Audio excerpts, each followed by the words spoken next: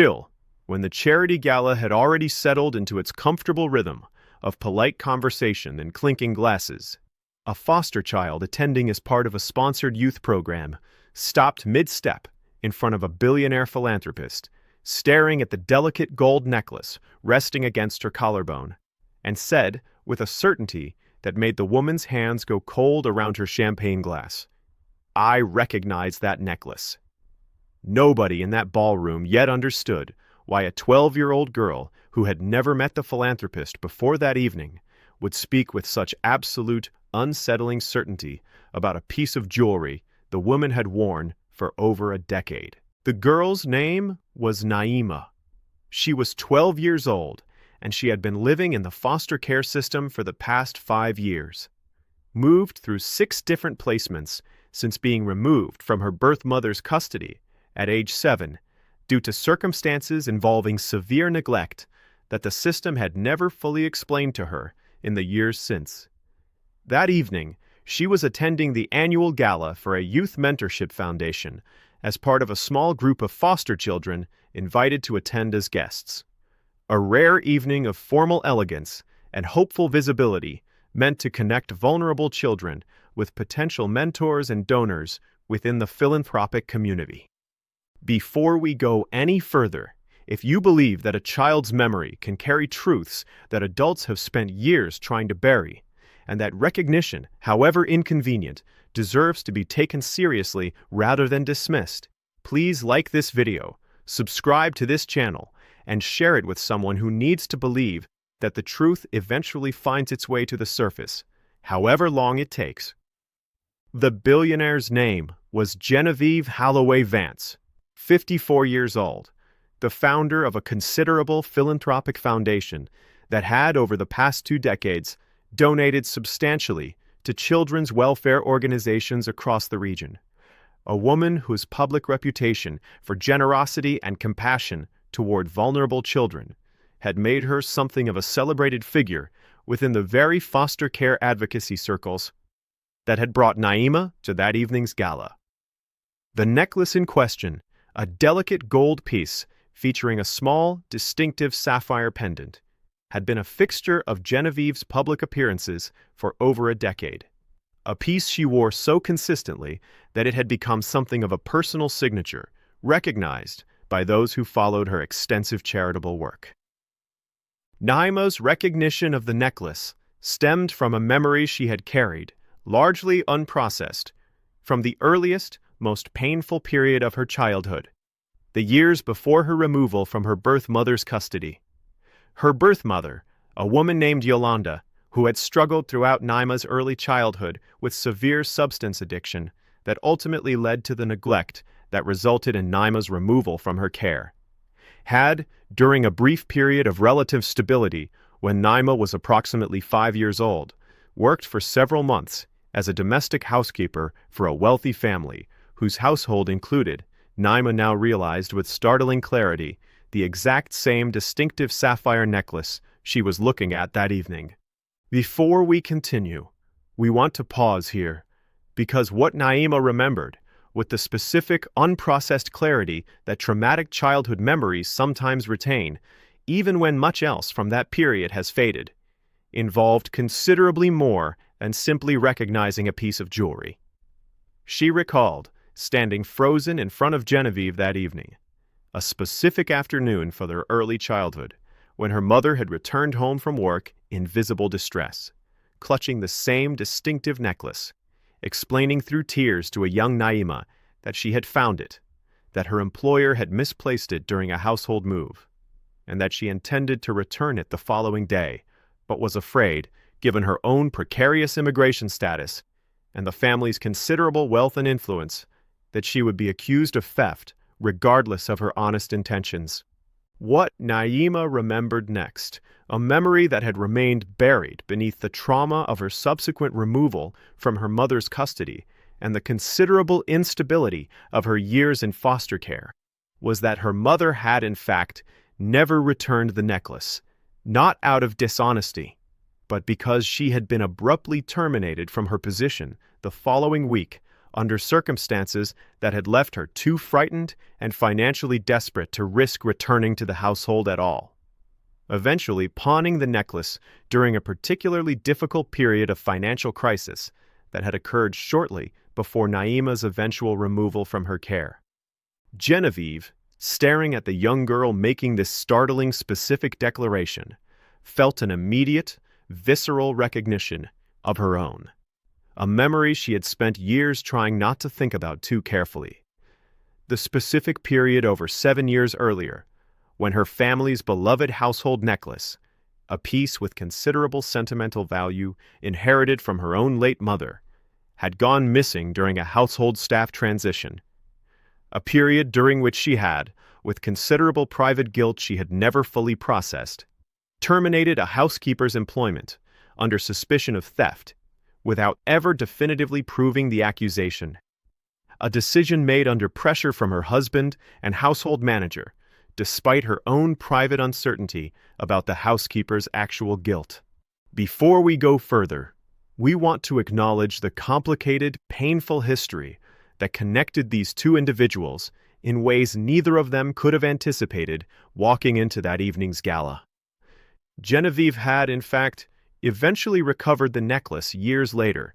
purchasing it back from a pawn shop after a private investigator she hired, following the original incident, traced its path through several intermediary sales, though she had never definitively confirmed whether the original housekeeper, Naima's mother Yolanda, had genuinely intended theft or had simply found herself trapped by circumstances beyond her control. A private uncertainty Genevieve had carried, largely unaddressed, for years. What followed was a conversation that unfolded slowly and with considerable emotional difficulty over the following hour. Genevieve requesting a private space away from the gala's main proceedings to properly speak with Naima once the initial startling recognition had settled enough for genuine conversation to occur.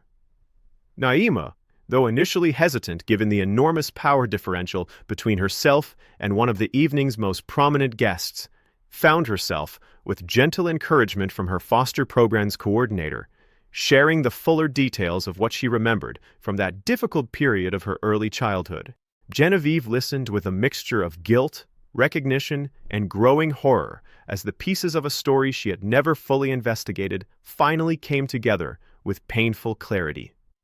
She learned, through Naima's careful recounting, that Yolanda had genuinely intended to return the necklace, that her termination had occurred before she had the opportunity to do so,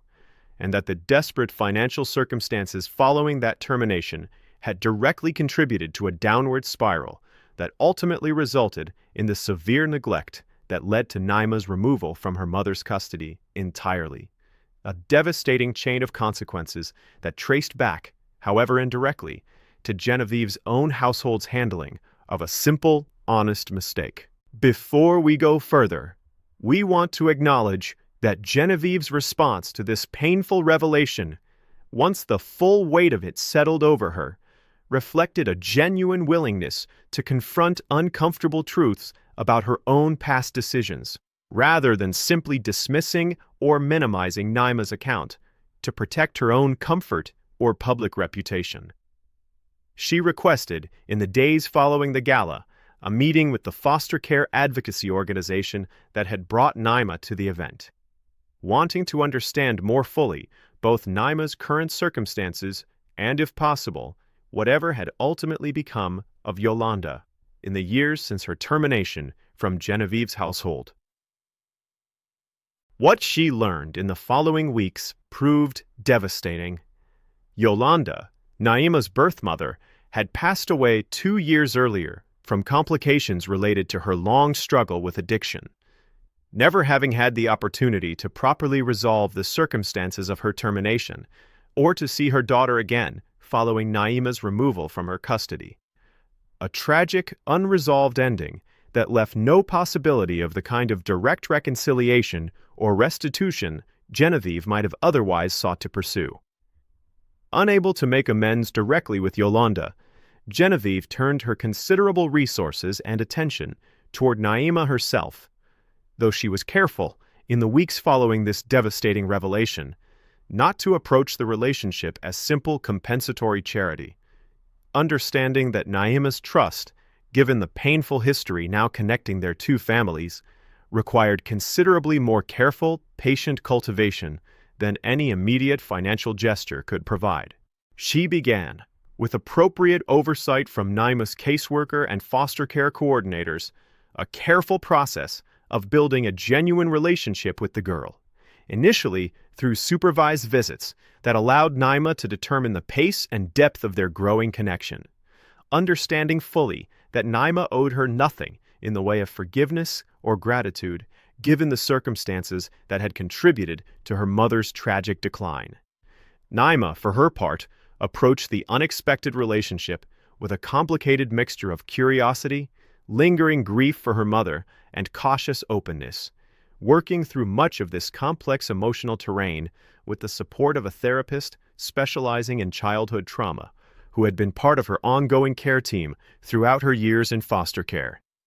2 years passed. Naima, now 14, had settled into a stable, long-term foster placement with a family who had become genuinely devoted to her well-being, while maintaining a carefully developed, meaningful relationship with Genevieve that had evolved considerably from that startling first recognition at the gala. Genevieve had established in the months following their initial difficult conversations a substantial scholarship fund specifically designed to support the education and long-term stability of foster children aging out of the system, named quietly, with Naima's permission, in Yolanda's memory, a gesture that Naima found deeply meaningful despite the painful history that had originally connected their two families. Genevieve, in the years following that pivotal gala evening, often reflected that Naima's startling recognition had forced her to confront a period of moral compromise in her own past that she had spent years successfully avoiding fully examining. A confrontation that, however painful, had ultimately led her toward a more genuine, considered approach to the philanthropic work that had long defined her public reputation. Work that she now approached with a deeper personal understanding of exactly how devastating the consequences of hasty, unexamined decisions could prove for vulnerable people with far less power and resources than her own considerable position afforded her. On the second anniversary of that pivotal gala, Genevieve and Naima attended the event together, no longer as strangers connected by a painful, unresolved history, but as two people who had worked patiently through considerable emotional complexity toward a genuine, if still evolving, relationship built on honesty rather than convenient avoidance. Naima, when asked by a foundation representative to share a few words about her experience with the youth mentorship program,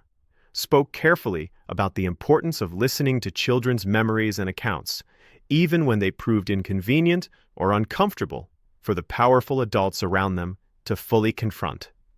In the weeks following that pivotal gala evening, Genevieve found herself unable to fully return to her previous routine of philanthropic work without confronting the specific discomfort of what Naima's recognition had revealed about her own past decisions. She reviewed her household's old employment records from that period, locating with considerable difficulty, given how many years had passed, contact information for other former staff members who had worked alongside Yolanda during that period,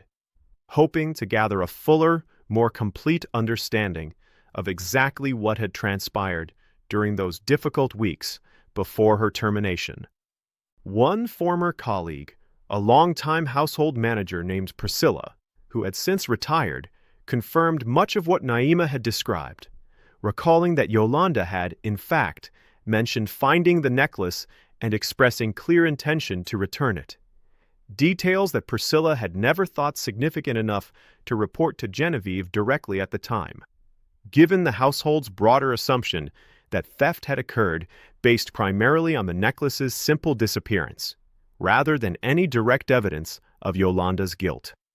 Genevieve's husband, Frederick, who had been the primary decision-maker pushing for Yolanda's termination at the time, given his own considerable frustration over the necklace's disappearance, had passed away several years earlier, leaving Genevieve unable to fully reconstruct his specific reasoning or confront him directly about the decision they had made together. She found herself, in the weeks following her conversation with Naima, grappling not just with her own guilt, but with the complicated grief of realizing she could no longer have the kind of direct conversation with her late husband that might have helped her fully understand the considerations, however flawed, that had shaped their original decision. The foster care advocacy organization that had brought Naima to the gala, once informed of the unusual circumstances connecting Genevieve and Naima's families, approached the situation with considerable care, ensuring that any relationship that developed between them